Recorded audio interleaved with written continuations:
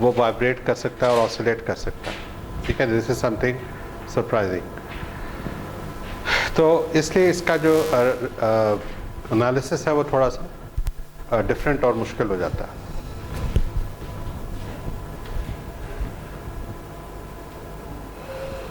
अच्छा, first order में तो हम टी और के को सिर्फ देखते थे, लेकिन यहाँ पे अब हमारे पास और भी रिस्पॉन्स के वेरिएबल्स होंगे।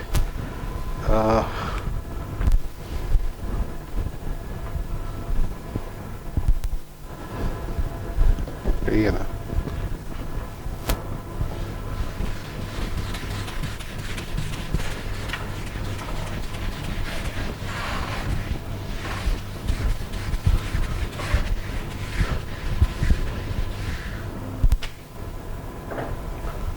लाइट चला। देखिए सेकेंड ऑर्डर सिस्टम क्या चीज़ होगा। सेकेंड ऑर्डर सिस्टम में आपके पास बुनियादी तौर पे दो पोल्स होंगे। ठीक है, ऐसा सिस्टम जिसके दो पोल्स हों वो बेसिकली सेकेंड ऑर्डर होगा। तो हम कहते हैं, और वो पोल्स कॉम्प्लेक्स भी हो सकते हैं। क्यों? फर्स्ट ऑर्डर में कॉम्प्लेक्स पोल्स क्यों नहीं हो सकते? क्योंकि पोल्स हमेशा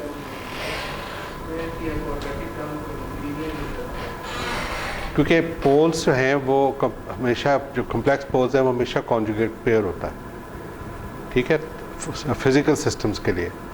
तो अगर एक रियल सिस्टम है और उसमें एक ही पोल है तो वो हमेशा रियल ही होगा, वो कॉम्प्लेक्स हो ही नहीं सकता।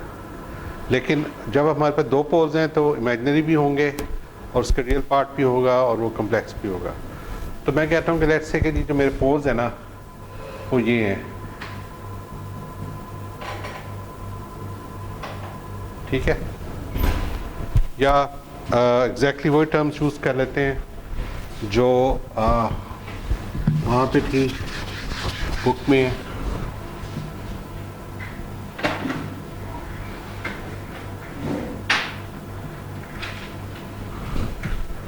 ठीक है, ये पोल है मेरा।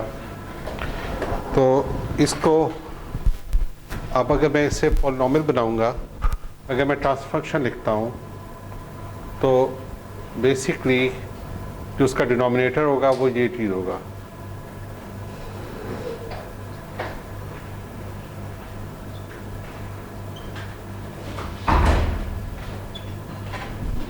ठीक है,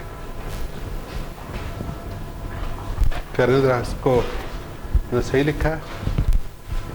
नहीं, इस तरह नहीं लिखते इसको, एक और तरह से लिखते हैं।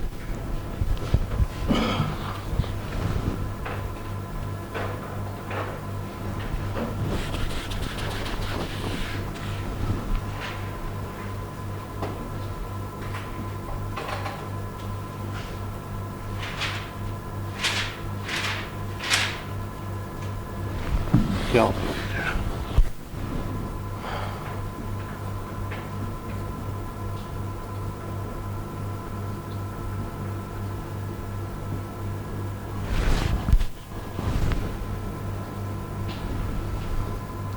इनको मल्टीप्लाई करके बताया मुझे कि डिनोमिनेटर में क्या आएगा।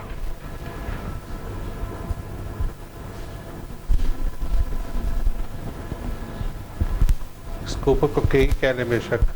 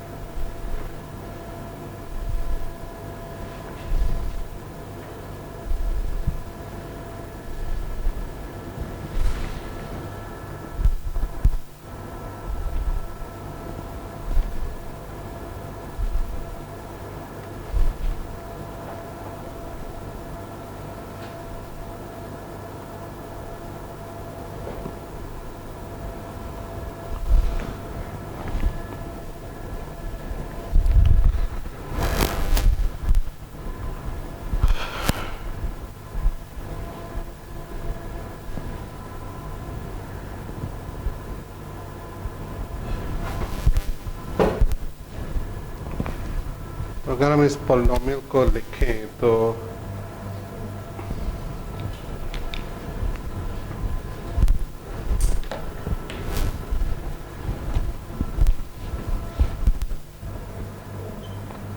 एस स्क्वायर आ जाएगा और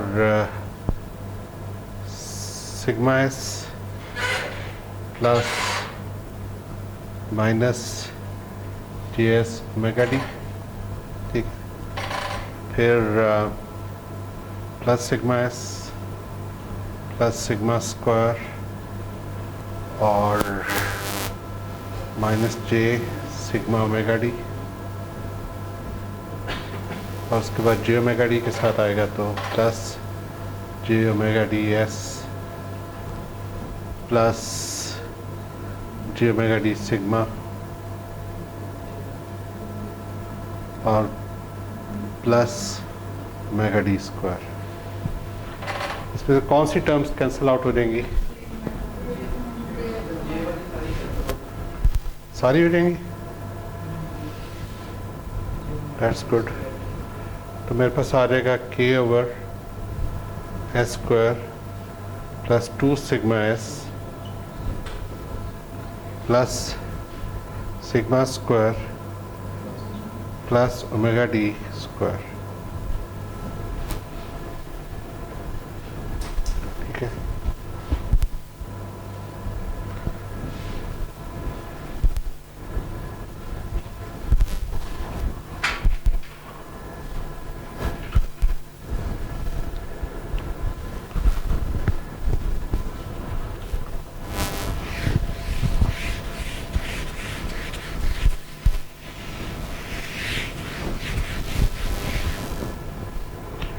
अब इन पोल्स को हम जरा कॉम्प्लेक्स प्लेन में देखते हैं, ये देखने में कैसे लगता है।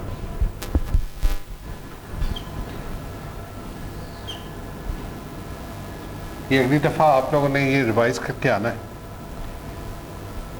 ठीक है। ये आपका ओमेगा डी हो गया कॉम्प्लेक्स प्लेन में, ये माइनस ओमेगा डी हो गया,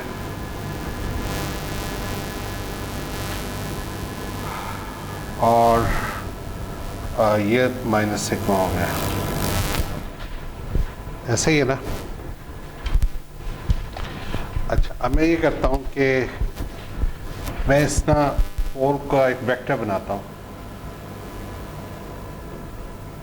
ज़ाहिर है कि ये एक कॉम्प्लेक्स प्लेन है, 2 डायमेंशनल प्लेन है, तो एक 2 डायमेंशनल वेक्टर बन सकता है। अच्छा, ये जो 2 डायमेंशनल वेक्टर है, इसको अगर आप देखें तो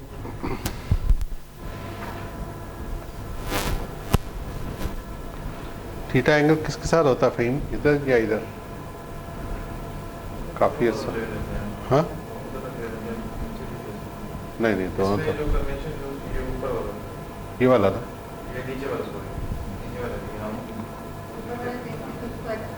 इसमें जो आगे फॉलो कर रहे हैं वो नीचे पे। अगर ऊपर लेंगे तो एक्सप्लेन ऊपर वाला होता है, अगर नीचे लेंगे तो एक्सप्लेन नीचे वाला होता है। एक्सप्लेन नहीं, आई मीन ये वाला करेंगे कि ये वाला? आगे जो स्लाइडों में है सर वो नीचे वाला है। उसको नीचे वाला है।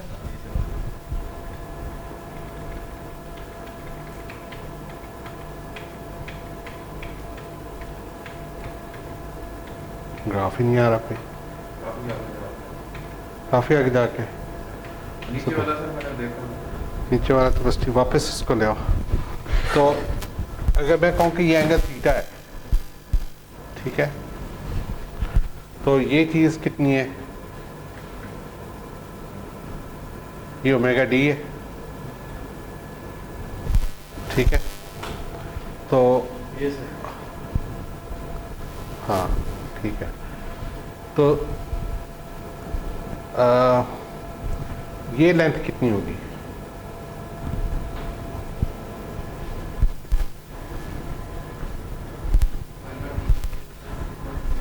अगर मुझे ये पता है कि ओमेगा डी ये है, ये सिग्मा है, तो ये हाइपोटेन्यूज होगा ना। कितना हो जाएगा ये? Sigma square plus omega D square whole under root, ठीक है। इसको हम, ये अगर इसकी अपनी डैम्प्ड फ्रीक्वेंसी थी, इसको हम नेचुरल फ्रीक्वेंसी कह देते हैं। तो हम कहते हैं कि omega N is equal to sigma square plus omega D square. तो ये मेरे पास ओमेगा एन आ गया, ठीक है। अच्छा, अब cosine of theta, sine of theta किसके बराबर होगा?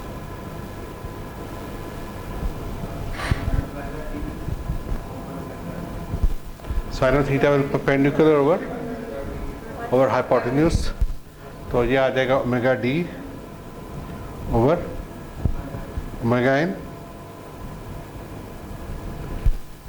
नहीं, मुझे बेस चाहिए थी, कोसाइन चाहिए मुझे।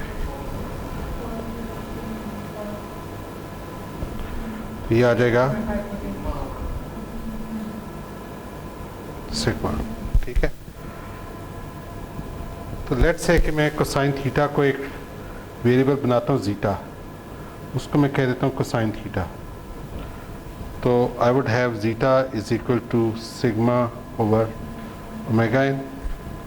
सो I would have sigma is equal to zeta omega N, ठीक है।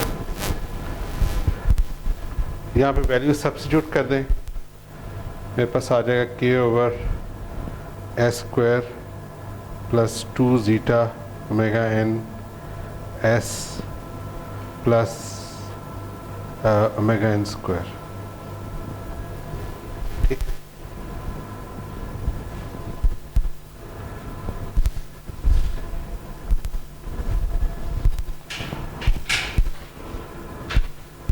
तो बेसिकली जो जीटा है इसको हम डैम्पिंग रेशियो कहते हैं, ओमेगा एन को हम कहते हैं नेचुरल फ्रीक्वेंसी की, रीज़न आपको आगे पता लगेगी, और जीटा को हम कहते हैं डैम्पिंग रेशियो।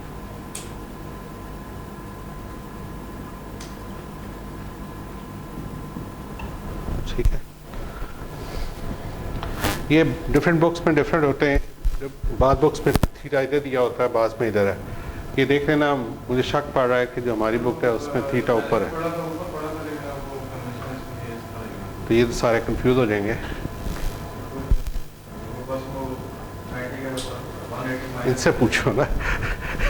तो जो बुक वाला नेक्स्ट टाइम वो हमने फॉलो करना, ठीक है। लेकिन डेफिनेशन यही रहेगी, ठीक है, डेफिनेशन को कोई फर्क नहीं पड़ता इतना। ओके, पॉइंट इसके हमारे पास दो पैरामीटर्स थे, सिग्मा और ओमेगा डी, ठीक है, ये पोल्स थे। और हमने क्या किया कि इनसे हमने दो नए पैरामीटर बना लिए, ओमेगा एन और जीटा। ओमेगा एन और जीटा जो पैरामीटर्स हैं, ये वो दो चीज़ें शो करते हैं। वो जो आपको डिकेइंग एक्सपोनेंशियल मिल रहा था, उसमें जो ऑसिलेशन फ्रीक्वेंसी है वो ओमेगा एन होगी, और जो उसका डिके होगा वो जीटा से डिपेंड करेगा, जीटा से शो होगा, ठीक है। तो बेसिकली हम ये कहेंगे कि हम अब इस पोल से आगे निकल के हम इन दो वेरिएबल्स में प्ले करेंगे।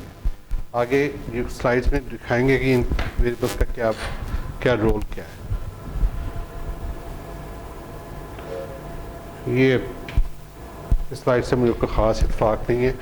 ये देख रहे हैं कि ये pretty much basically second order transfer function, चाहे क्लोज लूप हो या ओपन लूप हो, वो इससे शो होगा। के की जगह भी आप ओमेगा एन स्क्वायर ही आपको बुक्स में मिलेगा, ठीक है। और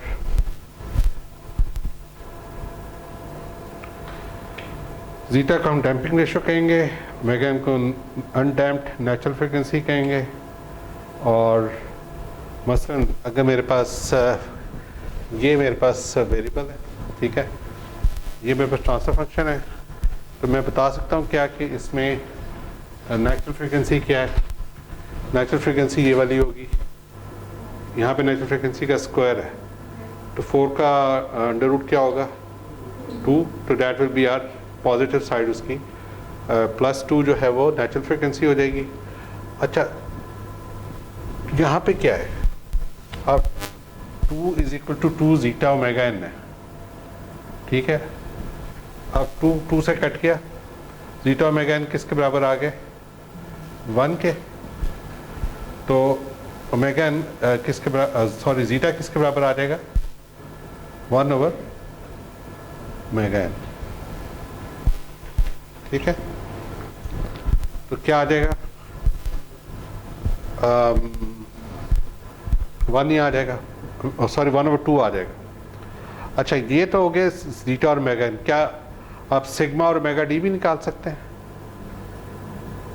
सिग्मा और ओमेगा डी बेसिकली इसके क्वाड्रेटिक फंक्शन होगा ना।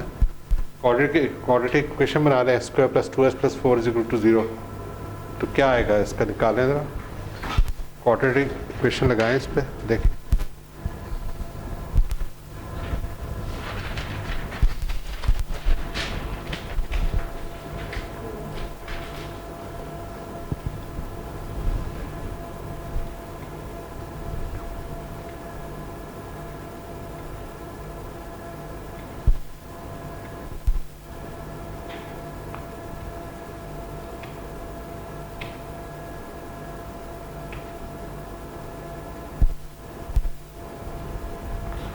तो क्लोज पोल्स आप डायरेक्ट भी निकाल सकते हो, यहाँ से भी निकाल सकते हो, इधर से ना निकालें, बेसिकली वहाँ से निकाल लें। लेकिन ये है कि मैंने आपको इक्वेशंस बताई हैं कि सिग्मा किसके बराबर है। हाँ, sigma is equal to zeta omega N, ये याद रखिएगा आपको।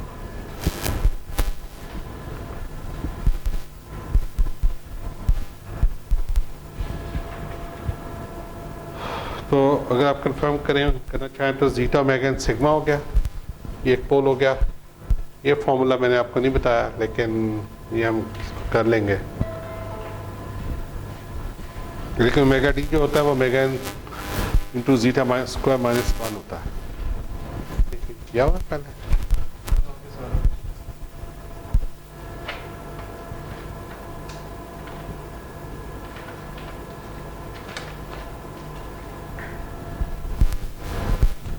लिख लें आप लोग। चलिए लिख लिया तो। अच्छा, अब जीटा क्या चीज़ है? जीटा हमारा एक सेकंड ऑर्डर सिस्टम के अंदर एक पैरामीटर है। ठीक है, इसको 4 वैल्यूज इसकी सेट हो सकती है। ये आपको पता लग गया कि जीटा कोसाइन थीटा है। ठीक है, अगर जीटा कोसाइन थीटा है तो इसकी वैल्यू 0 और 1 के दरमियान होगी। जी 0 और 1 के, इसको हम पॉजिटिव में रखेंगे क्योंकि थीटा 0 से 90 के दरमियान लेंगे, तो इसकी वैल्यू भी 0 और 1 के दरमियान होगी। और अगर जीटा 1 से बड़ा हो जाता है किसी वजह से, यानी कि जब हम कहते हैं कि सिस्टम के 2 डिस्टिंक्ट पोल्स हैं, रियल पोल्स आ गए, रियल पोल्स होंगे तो जीटा बड़ा हो जाएगा। तो हम ये कहते हैं सिस्टम जो है ना ओवर डैम्प्ड है। यानी कि अगर दोनों पोल्स रियल होंगे तो हम कहेंगे सिस्टम ओवर डैम्प्ड है, यानी कि दोनों पोल्स एक्स एक्सिस पे या रियल एक्सिस पे आ रहे होंगे। ठीक है, और अगर जीटा आपका -1 और 0 के दरमियान है, तब हमारे पास जो केस अब हम कर रहे हैं कॉम्प्लेक्स पोल्स होंगे और ये अंडर डैम्प होगा। ठीक है, अंडर डैम्प का मतलब क्या है? फुली डैम्प का मतलब है कि कोई ऑसिलेशन नहीं है, जैसा फर्स्ट ऑर्डर का रिस्पॉन्स होता है ना, उसी तरह का ही होगा। लेकिन अगर अंडर डैम्प्ड होगा, यानी कि अगर कॉम्प्लेक्स पोल्स होंगे तो ये थोड़ा सा ऑसिलेट करके डिके करेगा, जैसा मैंने शुरू में आपको दिखाया था। तो इसका मतलब है कि जब भी आपके पास कॉम्प्लेक्स पोल्स आएंगे तो we have an under damped system. और अगर सिग्मा 0 होगा तो बेसिकली जो साइनसॉइड है उसको हम E raise to power sigma T से मल्टीप्लाई करते हैं ना, E raise to power minus sigma T से या सिग्मा टी से। तो क्या होगा? ई रेज़ टू पावर 0 1 हो गया तो साइनसॉइड डिके नहीं करेगी और उसको हम कहेंगे अनडैम्प्ड सिस्टम। ठीक है, अनडैम्प्ड में क्या होगा? आपके पास खालिस फ्रिक्वेंसी आएगी, अनडैम्प्ड बिल्कुल, उसमें कोई डिके नहीं होगा। तो तब आपके जो कॉम्प्लेक्स पोल्स हैं वो इमेजिनरी एक्सिस पे आएंगे, यानी कि इमेजिनरी एक्सिस पे हमेशा आपके पास प्योर ऑसिलेटरी पोल्स आएंगे।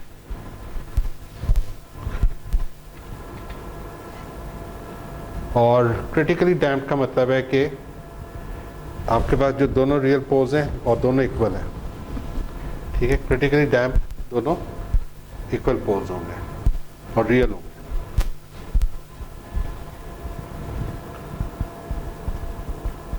ये थीटा cos थीटा के बराबर ही greater than 1 कैसे बनेगा? अच्छा क्वेश्चन है यार।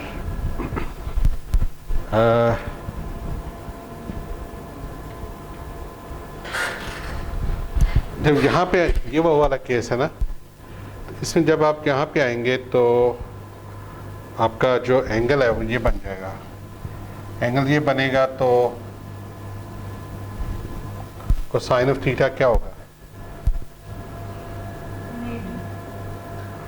एग्जैक्टली 1 होगा, 180 पे आएगा तो -1 है। मेरा दिखा थीटा ग्रेटर देन 1 हो सकता है, होता तो है, देखा तो मैंने खैर, लेकिन उसका फिर कोसाइन वाली डेफिनेशन उस पर फिर पूरी नहीं उतरेगी। ये सिर्फ सेकंड ऑर्डर सिस्टम है, सिस्टम में भी चेंज होती रहती है। ये मुझे देखना पड़ेगा कि ये डेफिनेशन सही भी है कि नहीं, थीटा ग्रेटर देन 1। लेकिन ये तो है कि अगर रियल डिस्टिंक्ट पोल आएंगे तो फिर it will be over damped system. Over damped तो है, लेकिन ये बात आपकी सही है कि थीटा ग्रेटर देन 1 कैसे हो सकता है। अच्छा, अब एक क्लासिकल केस है कि एक सेकेंड ऑर्डर सिस्टम की आउटपुट, टाइम हो गया, ठीक है, यहाँ तक रुकते हैं। और एनी क्वेश्चंस? चलो ठीक है, thank you very much, next time.